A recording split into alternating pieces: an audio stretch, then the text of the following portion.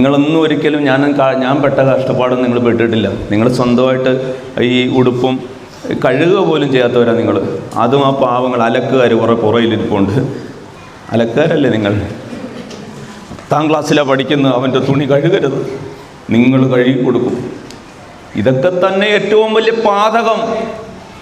ഇതെല്ലാം തന്നെയാണ് നമ്മൾ ഈ കുഞ്ഞുങ്ങളെ നശിപ്പിച്ചു എന്ന് പറയുന്നത് കാരണം.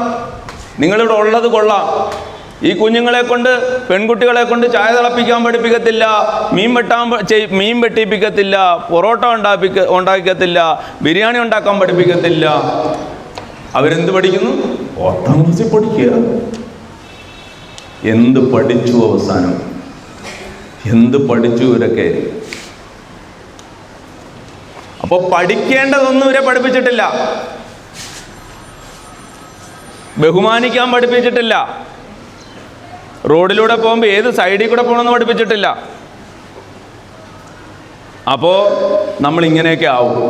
പകരം നമ്മൾ A+B the whole square is equal to A square plus 2AB plus B square. ഞാൻ പഠിച്ചു, നിങ്ങളും പഠിച്ചു.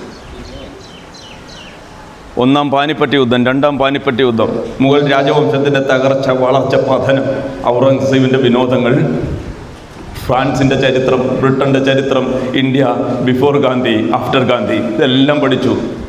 പക്ഷേ ഞാൻ ആരാണെന്ന് പഠിച്ചില്ല, നീ ആരാണെന്ന് പഠിപ്പിച്ചില്ല, നിൻ്റെ മനസ്സിൻ്റെ മൈൻഡിൻ്റെ പവർ എന്താണെന്ന് പഠിപ്പിച്ചില്ല, ഒരു മനുഷ്യന് ഏതറ്റം വരെ എത്താൻ കഴിയുമെന്ന് പഠിപ്പിച്ചില്ല.